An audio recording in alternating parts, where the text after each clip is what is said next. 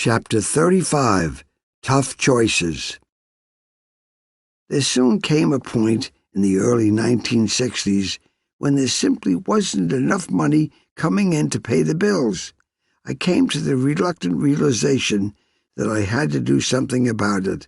I couldn't just watch my family living from hand to mouth, especially knowing that our predicament had been partly brought about by my gambling problem. For the first time in my life, I decided to look for a job outside the entertainment world. Oh, this was the toughest decision of my life. I'd been working steadily since I was 3 years old in modeling, theater, radio, and television, and now I had to accept that, at least for a time, that the old life was being put on hold. I settled on real estate. I'm not sure why. It may have been nothing more than the fact that I had liked Murray Adams, the fellow who sold me my house in Belrose, so I swallowed my pride and walked down to his office on Jamaica Avenue in Queens and told him I wanted to work for him. He was receptive and explained to me about the test to get a real estate agent's license. He never once made me feel uncomfortable for needing the job. Murray lent me a bunch of books, and for the first time in my life, I studied hard for several weeks. Soon I took the test and passed, receiving a New York City real estate agent's license. I brought the license home to show Pat. Later she told my nephew Casey that she was never so proud of me. She understood how tough it was for me to do this. I had to swallow my pride and keep the family going, but nothing was more important to me than that. The truth is, my life story was not a rags to riches tale. I never really knew what it was like to be without money. Even as a child throughout the Great Depression, I was working steadily as a model and actor. That kind of steady work and hectic schedule did impress on me a very strong work ethic. I've always juggled multiple jobs, and I seem to always have the energy needed to keep at it. Even today, at 80 years of age, I'm not happy unless I'm working. Still, I never knew what it was like to be desperate. There was always another job or a show waiting around the bend. I've known many celebrities who remember a time in their youth, often their entire youth, when they were dirt poor, but a fire burned inside them, driving their pursuit of success and pushing them to rise up out of impoverishment. Often these people suffered indignities along the way, but they managed to persevere. That's what makes their success so compelling. But I never felt like that. For the first time in my life, I had to look myself square in the mirror and really feel the overwhelming pressure of being without money, having little prospects, but great responsibilities. Perhaps it wasn't as bad as I imagined, but I certainly felt a great weight on my shoulders the day that I first walked down the street to Adams' real estate office. It was a moment of truth for me. Swallowing my pride and taking a job as a real estate agent was the most difficult thing I've ever done. Pat knew that, and perhaps that's why she felt proud of me at that moment. Ironically, I ended up enjoying my new job. I found a way to channel the same energy I possessed as an actor into my work as a real estate agent. Quickly, I was selling houses to everyone in Queens. I discovered I had the same enthusiasm for selling a home that I had found for so many other things in my life. Pat still recalls me waking up in the middle of the night, practically yelling out, "I've just thought of the perfect house for so-and-so." I love to try and figure out what people wanted and then match their wishes to a home. I've always been a good listener, and I listened carefully to the dreams of the people who came in to buy a house. I found myself obsessing over their dreams, just as I had obsessed over a racehorse or learning a script. There was, of course, an occasional indignity. I remember one time at Jones Beach, some guy made a snide comment to Pat about my fall from star status in the entertainment world, but that was the exception. All in all, those were wonderful years, and I was lucky to have had the support of a wonderful wife who made it all possible. Most of all, and much to my surprise, I was happy. A great part of that happiness, no doubt, resulted from the fact that it was during those real estate years that Pat and I raised our 3 children. Growing up in Belrose, Queens, they didn't think of their father as a radio, theater, or television star.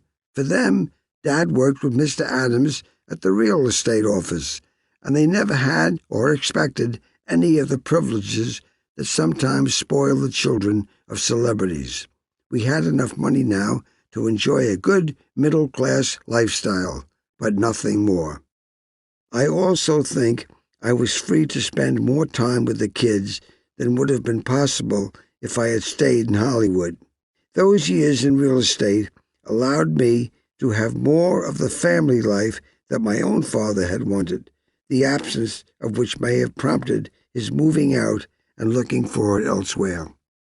While I've played parts in family shows my whole life, most notably as a father of 8 children, the truth is I had no idea whatsoever of the joys and responsibilities of fatherhood until having my own family. During the run of Mama, Pat and I had 3 beautiful boys. Beginning in 1955, we named the first child Nels after my character on Mama, who had brought us such good fortune. A year later, Jimmy came along, and a year after that, here comes Vincent. Around the same time, we also took in Joyce's 3-year-old son, Casey, while she was filming on location in Europe. As it happened, Casey was staying at a very nice boarding house, and Pat and I would take him with us on the weekends. One Sunday afternoon, as we were driving him back, he began crying and saying he didn't want to go. After we dropped him off and were pulling away, Pat and I looked at each other, stopped the car, turned around, and went back for him. We ended up holding on to Casey through a good deal of his youth, and I've always thought of him as a 4th son. I think most parents will agree there is nothing to compare with the experience of watching your children grow. Along the way, you also learn a great deal about yourself and your spouse. I didn't marry Pat because I thought she would be a good mother, but I sure did get lucky on that score. I could tell from the very first time I saw her, holding our very first baby, that he was in good hands. She was a natural. As for myself, I also discovered the joys of fatherhood. I probably haven't expressed it as much as I should, but I'll never forget that feeling of awe and wonder with the birth of each of my children. I also immediately understood the meaning of unconditional love. Sometimes we hear on the news about a parent standing by a child who has committed some horrible, even unspeakable crime. The whole world is understandably enraged at that person, and yet the parent stands there for him, often all alone. That's unconditional love. It begins at birth, and it never ends. Through the years, I've also learned that being a father is a marathon, not a sprint. Learning the job is not a magic trick that you perform once or twice and then think that you've got the hang of it. In fact, every single day there's some new and often unexpected challenge, and they just keep you guessing. And no matter how old your kids get, they are always still your kids, and the concern that you felt for their well-being on the day they were born continues until the day you die. I was like my own father in that I wanted to be a part of my children's world. In fact, maybe too much.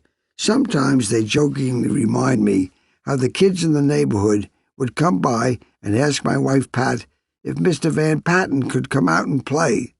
And there were many times when I piled the whole neighborhood into our old yellow Oldsmobile, including some who stuffed themselves in the trunk and headed out for a day at Jones Beach.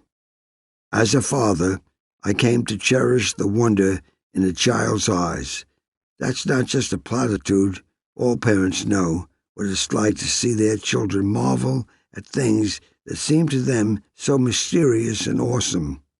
For years I told the boys there was a special money tree, up at Alley Pond Park. At night, I would go alone and tie dollars to the branches and place coins by the trunk. The next day, I'd get the whole gang together, drive to the park, and watch as the kids ran like crazy to that special place. I still recall the amazement and delight on their faces as they discovered the coins and dollars that I had left the night before. All our kids are athletic, and I encourage them to play tennis and other sports.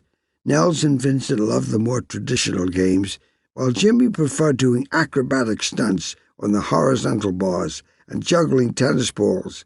As a child, Jimmy also shared my love of magic, and even today he can make silverware disappear at the dinner table. Later, he became an exceptional swimmer and surfer and loved to bring my grandchildren, Duke and Vincent, children of Vincent, and the wonderful actress Betsy Russell, surfing in the Pacific.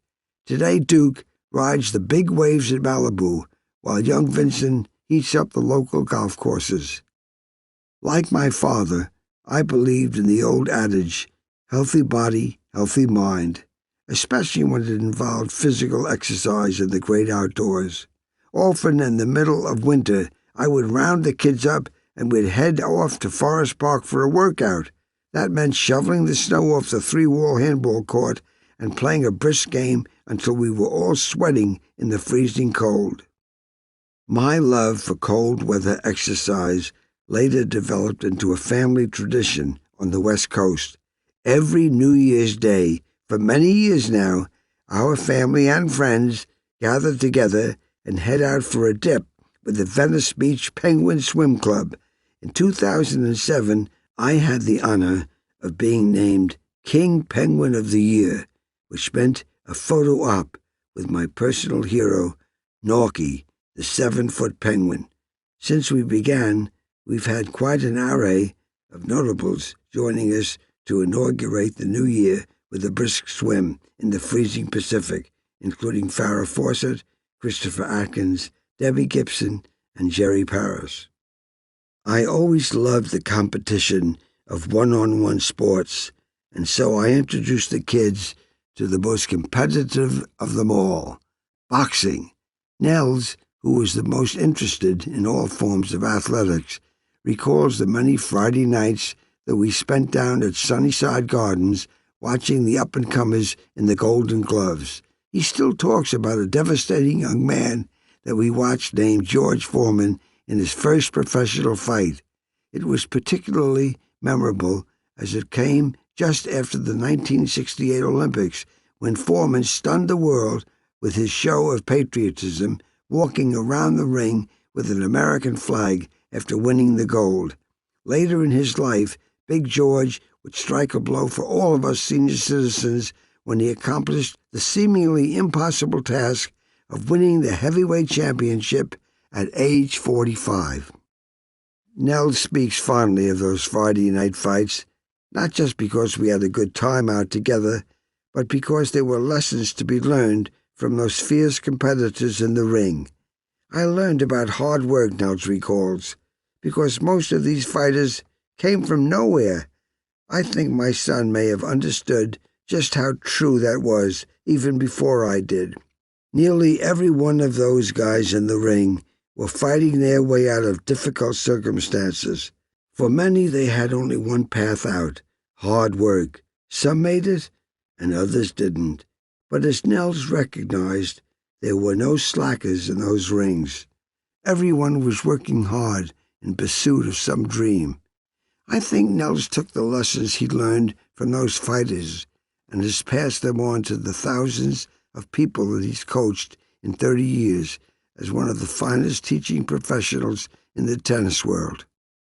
Casey, of course, brought his own unique personality to the mix. Even as a child, Casey, like his mother Joyce, was thoughtful and curious about the world, always with a book in his hands. I recall when he was just 6, he went on a big trip to the 1960 Summer Olympics in Rome with Joyce and her husband, the actor Martin Balsam. On returning, he told me about a young fighter he saw named Cassius Clay, who would, of course, go on to greatness as Muhammad Ali. I always loved Ollie. Years later, I was at a fight in Las Vegas when I noticed him sitting in the first row and thought it was strange that he kept turning his head and looking ominously back at me. When the fight ended, I was even more concerned as he got up from his seat and headed straight for mine. So I just stood there, not knowing what to expect, when the champ put his tremendous hand on my shoulder, leaned over, and whispered in my ear, "I've been watching you on TV for a long time." I was thrilled. He was one of my fans.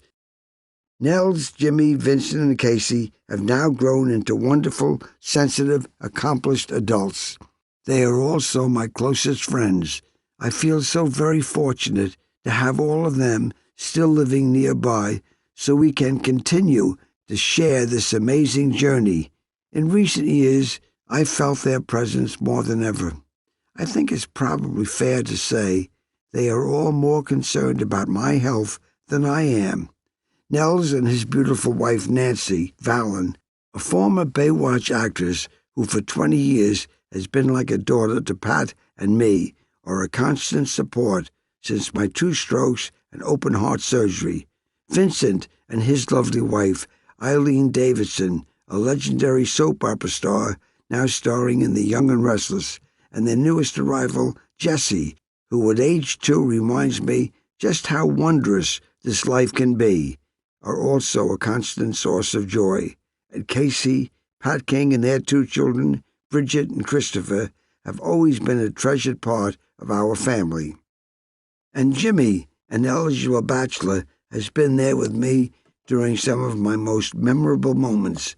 A few years ago, we had the great fortune of sharing the stage lights. Together with the great Frank Ocean, Jimmy and I toured over 100 cities across America in Neil Simon's play, The Sunshine Boys. In a difficult role, Jimmy showed his marvelous acting skills.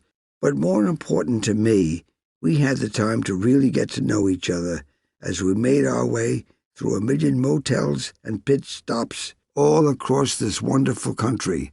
It was a special time for both of us that created memories I will always cherish.